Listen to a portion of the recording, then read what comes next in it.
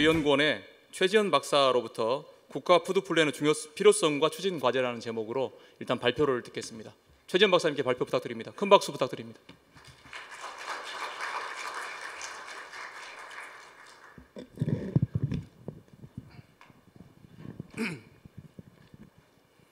네, 오늘 국가 푸드 플랜의 필요성과 추진 과제라는 제목으로 발표를 하게 된 농촌경제연구원의 최지현입니다. 오늘 새 정부 들어서면서 안전 안심 먹거리의 국가 차원에서 체계적으로 대응을 하겠다, 이런 이제 공약이 있습니다. 여기에 맞춰서 그렇다면 국가 푸드 플랜이라는 것이 있어야 될 것 같고, 그 국가 푸드 플랜이 왜 필요하고 어떠한 컨텐츠를 가지고 가야 되겠느냐, 그리고 그것을 실효성 있게 가져가려면은 어떠한 그 과제들이 남아 있다, 이런 것을 제가 오늘 정리를 해봤습니다.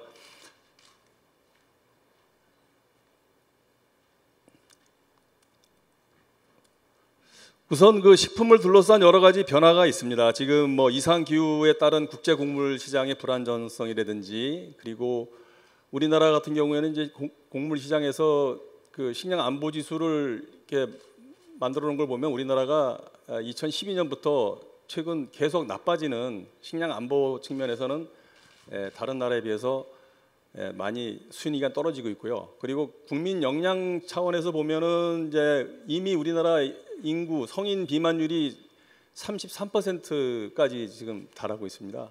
그리고 비만에 따른 사회적인 비용, 성인병이나 이런 데 들어가는 비용이 1년에 2013년 기준입니다만 6조가 넘어가고 있고요. 그리고 우리 온실가스 문제, 농식품 분야의 온실가스 배출 문제도 지금 큰 부담이 되고 있습니다. 또한 음식물 쓰레기만 하더라도 하루에 나오는 양이 10,000톤이 넘고요. 그 비용이 연간 8천억 원에 달하고 있습니다.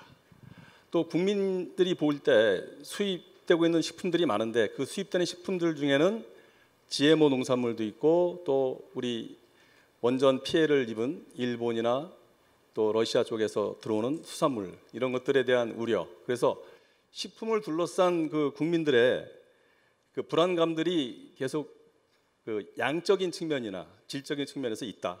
그리고 농업 쪽에서 보면은 그럼 어떤 문제가 있느냐? 우리 농민들이 생산하는 그 농산물에 대한 얘기도 있고, 또 수입 식품에 대한 얘기. 우리 생산되고 있는 쌀을 보더라도 쌀 재고가 지금 170만 톤으로 나와 있는데요. 매년 늘고 있습니다. 쌀 소비가 줄고 있어가지고 지금 쌀 소비량이 연간 뭐 60kg까지 떨어져 있고요. 또 농산물 수입량은 계속 늘어가지고 지금 뭐 엄청난 양으로 늘고 있고요. 그리고 농가 소득을 보면은 농가 소득은 도시 근로자의 60%, 64%까지 떨어져 있다. 그래서 이만큼 농민들 입장에서 볼 때도 농업 생산이 취약해지고 소비가 줄어들고, 이런 것들이 결국은 농가 소득에 연계가 되고 있고. 자, 그러면 정책으로 보면은 먹거리를 둘러싼 정책은 농식품부, 식약처, 해수부, 보건복지부, 여러 부처들이 이제 일을 하고 있습니다. 농식품부는 주로 생산, 수입 이런 것들을 담당하고 있고, 수산, 생산, 해수부, 식품 안전은 지금 식약처가 담당을 하고 있고, 그렇지만 생산 단계는 농식품부하고 해수부가 지금 담당을 하고 있습니다. 영양 쪽은 보건복지부가 일단 주관으로 되어 있고요.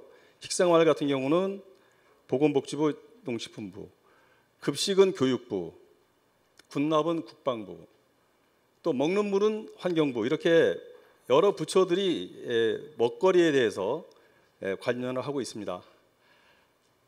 근데 이제 우리가 요새 최근에 생물 안보라는 말을 많이 합니다. 바이오 시큐리티. 이 바이오 시큐리티라는 것은 그 환경 차원에서 그 동식물의 검역 문제를 얘기하는데요. 이 부분이 식품 안전하고 상당한 연관을 가지고 있습니다. 예를 들면 AI나 광우병 이런 것들은 인간에게도 영향을 주기 때문에 먹거리 차원에서 생물 안보와 식품 안전은 연계가 되어야 되는데, 우리나라 같은 경우는 연계가 잘 안 돼 있고요. 그 다음에 식량 공급과 영양 공급, 이 부분, 그리고 식생활, 이것들이 연결고리가 없습니다 지금. 그래서 이런 것들이 연결이 돼야 된다. FAO 가이드라인을 보더라도 이런 부분이 요구가 되고 있습니다. 자, 그리고 정책 간의 갈등 문제, 그리고 가치 상충 문제로 인해서 정책 효과가 줄어들고 있다. 예를 들면 학교 급식 같은 경우 보면 학교 급식에서 우리가 업체를 선정할 때 최저가 입찰을 합니다. 최저가 입찰을 하다 보면은 좋은 식재료를 학생들한테 공급할 수가 없죠. 그다음에 그 취약계층에 대한 역량 지원 사업이 있습니다. 이 지원 사업도 우리 지역 농산물을 쓸 수 있는 그런 여러 가지 그 조건이 없습니다. 그런 것들이 연관이 안 돼 있기 때문에 정책 효과가 적다라는 말씀드릴 수 있고요. 그리고 최근에 그 식약처에서 나트륨하고 그 당류를 줄이는 그러한 이제 그 가이드라인이 나왔는데 사실상 우리 전통식품 같은 경우는 이제 이 나트륨 함량이 높은데 여기에 대한 것들이 또 전통식품에 대한 이해가 부족해가지고 또 오히려 전통식품 차원에서 보면은 효과가 줄어드는 이러한 이제 문제가 있고요. 또 김치 공장 같은 경우 대부분 영세한데 이 부분에 대해서 해썹을 의무적으로 적용을 하고 있습니다. 그런데 사실상 그 중소식품 기업 입장에서 볼 때는 이것을 받아들이긴 상당히 어렵다. 이런 문제들도 있고요. 그리고 먹거리 정책에서 정부가 왜 나서야 되느냐? 무엇보다는 아무도 시장에서 이것을 식품 안전이나 영양이나 식량 안보에 대해서 신경을 안 씁니다. 정부가 나서지 않으면 이 먹거리 정책은 방향을 잡을 수가 없다. 그래서 정부가 나서가지고 국민의 건강 유지를 위해서 식품 안전성 확보를 위해서 정부가 적극적으로 이 먹거리 정책에 개입을 해야 된다. 이런 말씀을 드릴 수 있겠습니다. 외국의 사례를 보면요. FAO에서는 기본적으로 식량 공급 계획을 수립할 때 생산과 영양을 연결을 시키고 있고요. 그리고 선진국의 식품 영양 정책은 식량의 생산과 식품 지원이 기본으로 되어 있습니다. 미국의 사례를 보면 그렇고요. 그리고 일본의 경우에 보면은 6차 산업이 농업과 식품 산업에 연계해서 출발하고 있습니다. 이 밖에도 생물 안보와 식품 안전 이런 것들의 연관은 뉴질랜드의 사례에서 보듯이 이게 통합되어서 운영되고 있습니다. 그래서 우리가 식량 문제와 식품 문제를 나눠서 얘기를 하는데 사실 식량이나 식품이나 영어로 푸드를 번역할 때 어떤 때는 식량으로 번역하고 어떤 때는 식품으로 번역을 하는데 우리가 어떻게 보면 생산과 소비 측면에서 보면은 같은 얘기를 우리가 하고 있는 겁니다. 그래서 제가 생각하는 것은 소비자가 활동적이고 건강한 삶을 위해서는 안전하고 영양가 있는 식품을 우리가 적절한 가격에 구입할 수 있도록 하는 조치가 필요하다. 그런데 그것을 누가 해야 되느냐? 정부가 해야 된다는 얘기입니다. 그래서 이런 것들을 하려면 정부가 식품 정책을 통합적으로 관리하고 조정하고 해야 된다. 그런 말씀을 드릴 수 있겠습니다. 새로운 정부의 대선 공약, 안전하고 건강한 먹거리의 생산 공급 체계를 국가가 책임지고 수립하겠다. 이런 얘기가 지금 나오고 있고요. 그래서 소비자 관점에서 우리가 얘기를 해야 되겠다. 소비자 관점. 공급자가 아닌 소비자 관점에서 식품을 둘러싼 다양한 이슈들을 총괄 조정하고 관리하고 그래서 시너지를 창출할 수 있는 그러한 전략이 필요하다. 그래서 목표를 국민 먹거리 만족도를 제고하고 먹거리 관련 사회적 비용을 최소화하는 그래서 우리 농식품의 생산과 소비의 연계를 활성화하는 그런 게 목표가 되겠고요. 기본적으로는 민과 관 협치가 필요하다. 그리고 개별 주체보다는 시스템으로 접근을 해야 되고 사전에 조정을 하고 사후적으로는 평가가 반드시 들어가는 그러한 정책이 되어야 되겠다. 그래서 푸드 플랜의 그 구성 요소는 식량 안보, 산업 발전, 식품 안전, 식품 영양, 농식품 환경 이렇게 5가지를 제가 제시를 했습니다. 그 내용은 여러분들 다 아시는 내용입니다. 식량 안보라고 하면은 식량을 안정적으로 확보를 하려면 우리가 필요한 농지를 확보해야 되고 또 한편으로는 친환경적인 생산도 해야 되고 또 거기에 필요한 농가 지원도 해야 됩니다.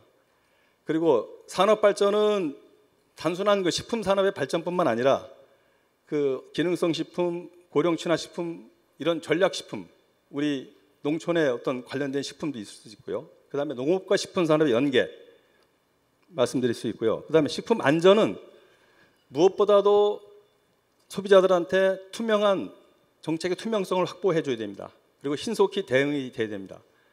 그리고 사전적으로 안전성을 확보해야 됩니다.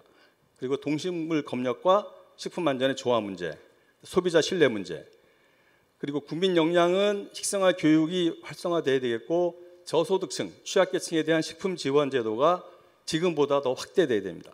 그다음에 공공급식 프로그램도 마찬가지입니다. 그리고 한식과 전통식품 등 우리 식문화의 계승 발전도 이 역량 프로그램과 같이 연계를 시킬 수 있겠습니다. 그다음에 이제 마지막으로 농식품 환경, 지속 가능한 자연 자원을 유지를 해야 되는데 그러려면은 농업 용수 문제, 토양 문제, 그다음에 그 품종 문제 이런 것들이 들어가고요. 마지막으로 음식물 쓰레기 그리고 그 재순환 문제 이런 걸 말씀드릴 수 있겠습니다. 자, 이런 국가 푸드 플랜을 마련하려면은 법적 근거가 필요합니다. 법적으로 우리가 지금 가지고 있는 농업 농촌 식품 산업 기본법이 있는데 이것을 개정을 해서 농업 농촌 식품 기본법으로 저는 개정을 해서 그 안에 이러한 푸드 플랜을 넣어서 다시 법을 개정했으면 하는 그런 바람이 있고요.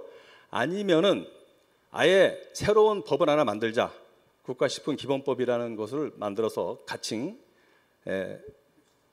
이 법적 근거를 마련을 해야 되겠다 이번에 그런 생각입니다. 장단점이 있습니다.